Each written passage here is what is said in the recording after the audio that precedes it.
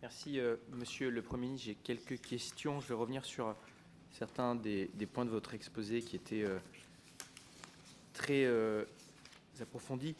Mais d'abord, je voudrais vous poser peut-être une question plus générale. Est-ce que vous considérez, arrivé à la fin du mandat, en 2017, que les pouvoirs publics ont réussi à trouver un bon équilibre entre le respect de l'ordre public, de la régulation, l'accompagnement de ces nouveaux acteurs avec ces deux lois, Thévenoud et Grand-Guillaume? Bon, d'abord, quelle était la politique? La politique, c'était une politique de modernisation des taxis, à laquelle les taxis eux-mêmes n'étaient pas hostiles, sous réserve qu'on leur donne la garantie que cette politique de modernisation n'était pas une politique destinée à dissimuler une volonté de les faire disparaître. Donc nous ne voulions pas faire disparaître les taxis, nous voulions qu'ils se modernisent, nous voulions que l'offre globale aux citoyens soit améliorée, et nous considérions que l'offre globale aux citoyens ne pouvait pas être améliorée dans la dérégulation absolue de cette activité. Et j'étais personnellement absolument convaincu de cela et tout à fait hostile à une politique de déréglementation, de dérégulation, telle qu'elle avait été engagée par Novelli et telle qu'elle pouvait être souhaitée par un certain nombre d'acteurs à Bercy, dans l'administration, parmi les ministres. Je ne le souhaitais pas. Bon. Et donc oui, nous avions un débat sur ce sujet. Et nous avions un débat parfois vif sur ce sujet et sur d'autres, pour des raisons qui tenaient au fait qu'il pouvait y avoir des désaccords entre nous. Ces désaccords étaient traités dans un cadre interministériel par le Premier ministre avec une stratégie qui était modernisation, refus de la dérégulation complète et amélioration de l'offre aux clients. Voilà quelle était la stratégie. Et c'est la raison pour laquelle nous avons mis en place ces dispositions législatives. Est-ce que lorsque nous partons, nous estimons que nous avons atteint le but? Non, parce que le chantier est ouvert encore. Il faut avoir l'honnêteté de le dire. L'ensemble des dispositions réglementaires d'application des dispositions législatives n'ont pas été prises, notamment pour la loi Grand-Guillaume, parce que le processus interministériel est tendu. Bon. Ensuite, les dispositions n'ont pas été prises et par conséquent, le dispositif n'est pas encore totalement stabilisé de ce fait. Moi, j'ai quand même été très frappé, alors que ce n'était pas mon domaine, le cœur de mon domaine de compétence, c'était plutôt un sujet qui relevait du développement de l'activité économique, de constater qu'on avait pris beaucoup de dispositions législatives sans véritables enquêtes d'impact et outils d'évaluation de ce qu'était le secteur. Il y a eu beaucoup d'idéologie dans cette affaire quand même, et assez peu d'analyse objective de ce qu'était le contexte et la situation. Et d'ailleurs, la lenteur avec laquelle les choses se sont améliorées et la difficulté à mettre en œuvre l'observatoire préconisé par la loi Grand-Guillaume montre bien que l'idéologie avait peur des faits et que ceux qui étaient dans une approche très libérale étaient assez peu enclins à créer les conditions d'un examen objectif de ce qu'était la réalité du service. Et donc non, quand nous partons, moi je suis convaincu que l'équilibre de la politique est bonne, mais que beaucoup reste à faire pour faire en sorte que cet équilibre aboutisse à ce que nous souhaitions. Quand je regarde les choses avec recul, et en n'ayant plus toutes les informations dont je disposais à l'époque, j'ai quand même le sentiment que les taxis se sont vraiment modernisés, que leur pérennité n'est plus mise en cause, qu'un nouveau service s'est développé à leur côté qui s'est malgré tout installé, et que l'équilibre auquel la politique que nous voulions, que nous mettions en œuvre voulait parvenir, a quand même globalement été consacré par les faits, même si beaucoup reste à faire. Alors il y a un point que je n'ai pas évoqué qui me paraît fondamental et qui était un irritant pour le ministère de l'Intérieur et pour moi, c'était les conditions de travail des personnes employées par les plateformes, ou je devrais plutôt dire exploitées par les plateformes. Nous avions, sur ces sujets, engagé toute une série d'actions qui ne concernaient pas d'ailleurs que la présomption de salariat, mais qui concernaient aussi les travailleurs détachés, etc.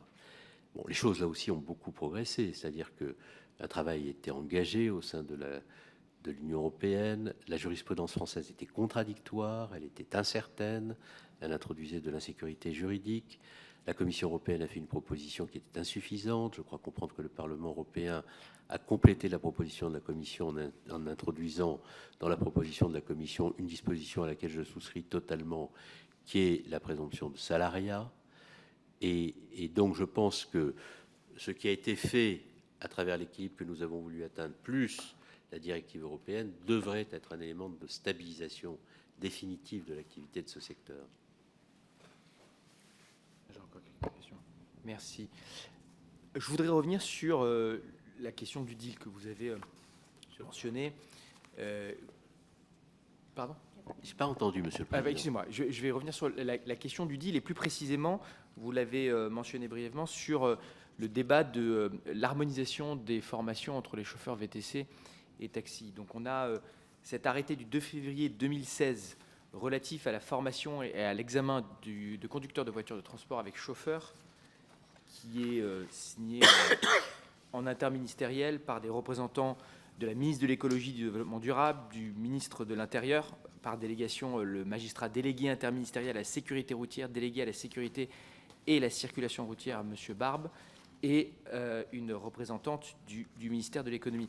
Est-ce que vous pouvez nous parler un peu du contexte de cet arrêté et des raisons qui ont poussé à cette volonté d'harmoniser les conditions d'accès à la profession de chauffeur VTC et chauffeur de taxi?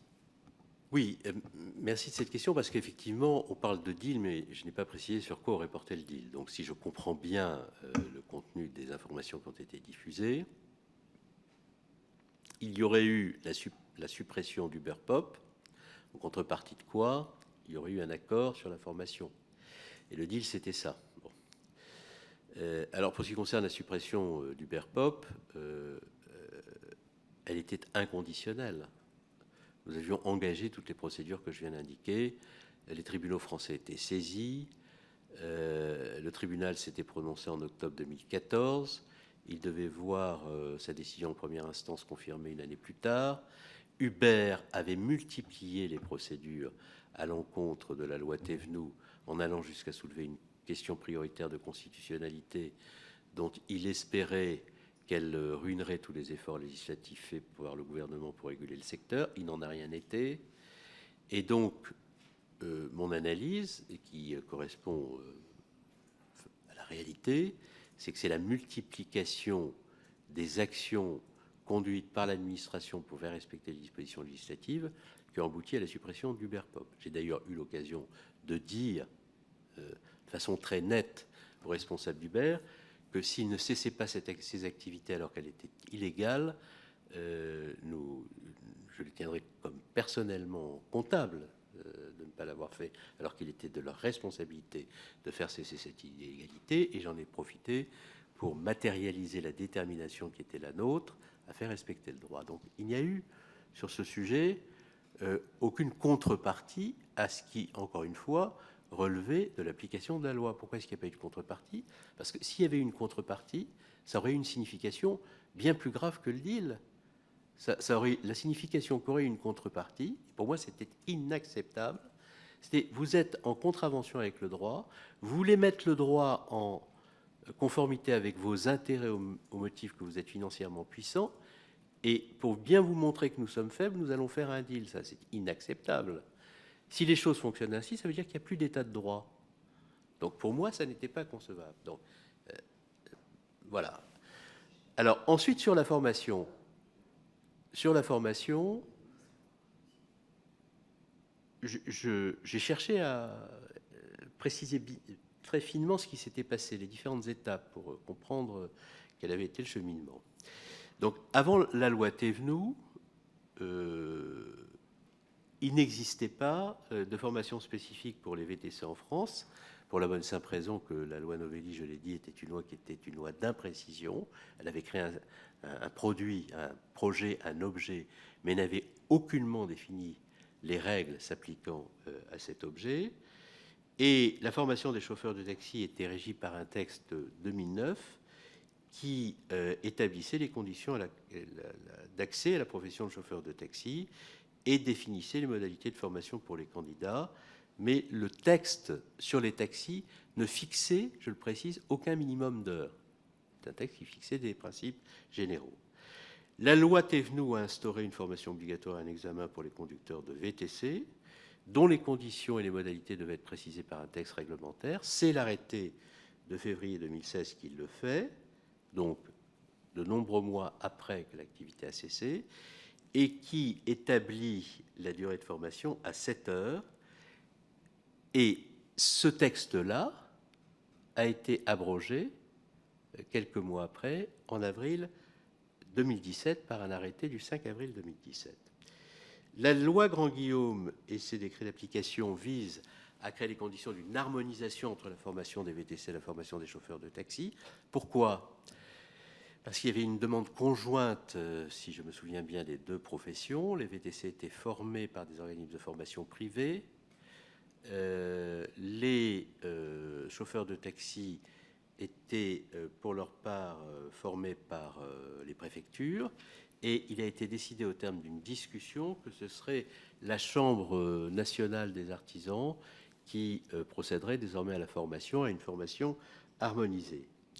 Et aujourd'hui, outre l'examen d'accès à la profession de chauffeur de VTC ou de taxi, et depuis un arrêté qui date d'août 2017, c'est-à-dire après notre départ du gouvernement relatif à la formation continue du taxi et du VTC, tout chauffeur de VTC et de taxi est tenu de suivre un stage de 14 heures minimum tous les 5 ans.